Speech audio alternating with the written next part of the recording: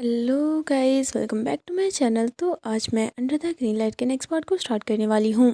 Chapter की start वहीं से होती है जहाँ पर मैथ्यू ने पूछा था क्या फाइनली मैं तुम्हें याद आ गया। जिसकी ये बात सुनकर जिनके मन में उसके सारी पास्ट मेमोरीज आने लगती हैं, लेकिन वो मैथ्यू को कोई भी रिप्लाई नहीं करता। मैथ्यू उसके साथ अपना फेस रब करते हुए बोलता है कि उस दिन तुमने मेरी जान बचाई थी। पहले तो मैं ये समझ ही नहीं पाया कि तुमने ऐसा क्यों किया है, और उसके बाद ऑर्फनेज भी छोड़ के मैं बस वहाँ पर किसी इडियट की तरह तुम्हारा वेट करता रहा। फिर कुछ देर रुकने के बाद बोलता है थैंक यू। सुन के चिंटू गुस्से से सोचने लगता है क्या मतलब थैंक यू। मैथ्यू अपनी बात को कंटिन्यू करते हुए बोलता है मैं जानता हूँ कि तुमने ये सब कुछ मुझे प्रोटेक्ट करने के लिए किया था। मुझे माफ़ कर दो, मैंने कुछ ज़्यादा ही कर दिया, लेकिन मुझे तुम तक पहुँचने का कोई भी रास्ता नहीं मिल रहा था।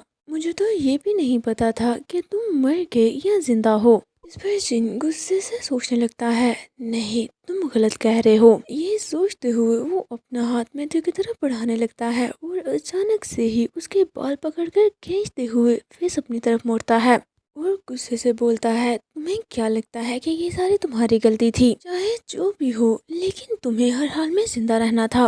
वो तुम थे जो दो गैंग की लड़ाई के अंदर एक पंच बैग की तरह फंस गए और बिना किसी रीजन के तुम स्ट्रीट्स पर ऑलमोस्ट मरने ही वाले थे। और साथ ही उसके एज के क्लोज आते हुए बोलता है तुम एक बार इस रास्ते पर चलकर खुद को चला चुके हो और अब तो तुम्हें ये अच्छे से पता होगा कि ये जगह तुम्हारे लिए नहीं है। ये बोलकर वो उसके बाल छोड़ देता है। हम देखते हैं कि उसके ऐसे बिहेवियर को देखकर मैथ्यू तो काफी ज्यादा शॉक हो गया था। जिन मैथ्यू से थोड़ा दूर हटते हुए बोलता है कि वापस चले जाओ और दोबारा कभी भी मुझे ढूंढते हुए यहाँ वापस मत आना। इस पर मैथ्यू अपना फेस नीचे किए हुए घुटनों पर बैठकर बोलता है लेकिन तुमने मुझसे प्रॉमिस किया था कि तुम मेरे मॉडल बनोगे। ये प्रॉमिस तब तक रहेगा जब तक मेरा स्कल्पचर कंप्लीट नहीं होता। जिस पर जिन गुस्से से चिल्लाते हुए बोलता है अब इस बेकार चीज का कोई मतलब नहीं रहा। स्कल्पचर के बार में तुम ऑलमोस्ट मर ही चुके थे, तो ऐसी बातें करना बंद कर दो। इतने में मैथ्यू बोलता है मुझे तुम्हें शांत करने दो।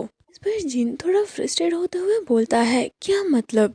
इस पर मैथ्यू दोबारा से बोलता है प्लीज मुझे तुम्हें शांत करने दो। ऐसे भी अब वो सब करने में मैं काफी अच्छा हो चुका हूँ। मुझे पता है कि तुम्हें अपनी फ्रस्ट्रेशन निकालने के लिए उसकी ज़रूरत है।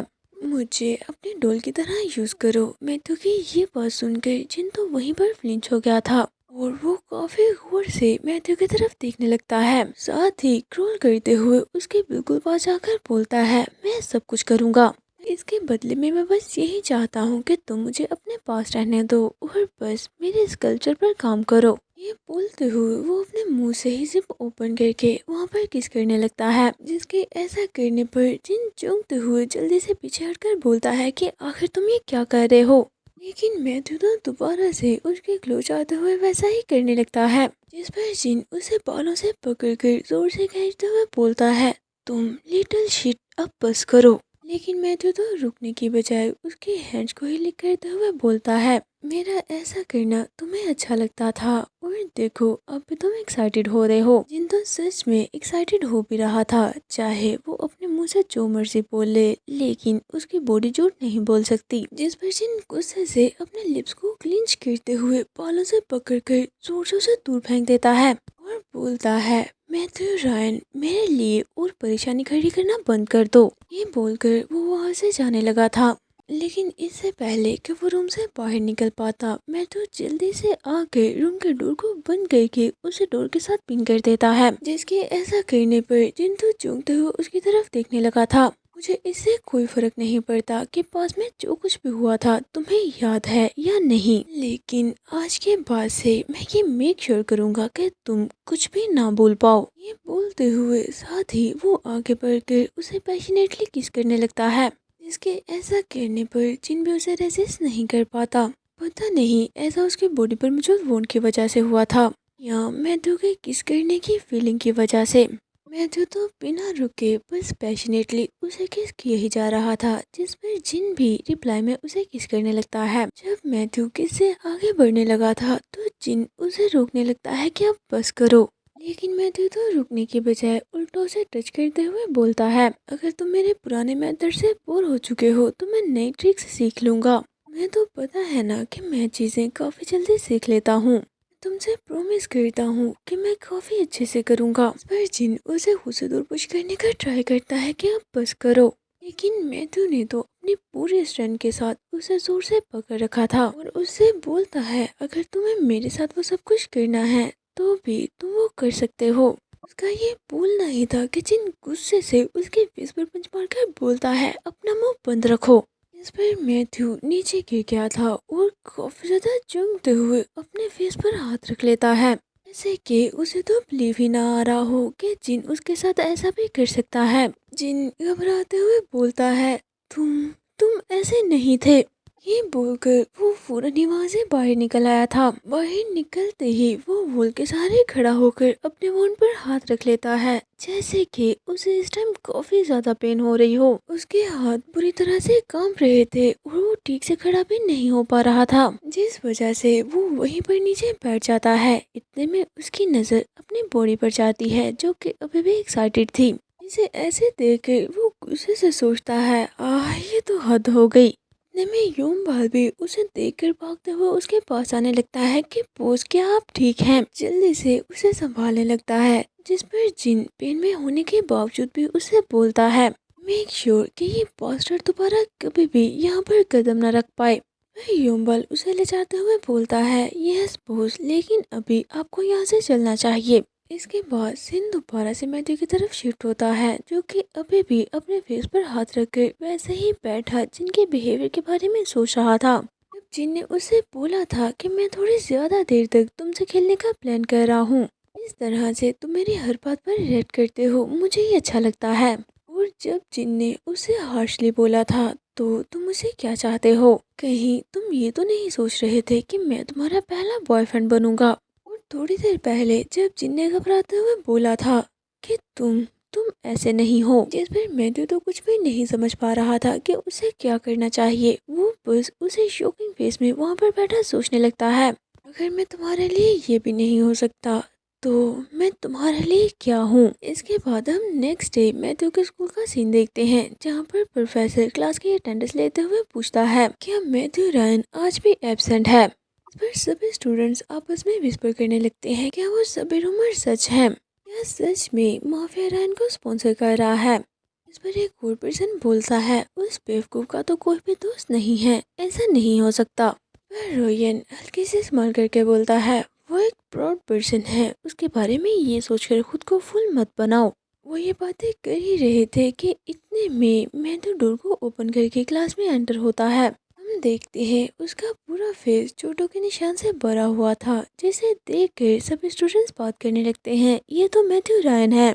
जिस पर प्रोफेसर भी उसे देख लेते हैं और जल्दी से घबराते हुए पूछने लगते हैं कि मैथ्यू तुम्हारे फेस की ऐसी हालत कैसे हो गई। जिस पर मैथ्यू रिप्लाई देने के बजाय वो करते हुए प्रोफेसर को ग्रीट करता है, जिसे अपने सामने देखकर यंग भी हंसने लगता है कि फाइनली ये वापस आ ही गया। क्लास खत्म होने के बाद जब मैथ्यू वहां से जाने लगता है तो यंग भी जल्दी से उसे फॉलो करते हुए बोलता है मैथ्यू रायन जरा रुको तो, और साथ ही कंसोल करने के लिए मैथ्यू के शोल्डर पर पैट करने लगता है। मैन बस वो लोग अपना मुंह बंद नहीं रख सकते, आखिर एक आर्टिस्ट की लाइफ में कमी ही क्या है। वैसे भी एक गलती करने से दुनिया खत्म नहीं हो जाती।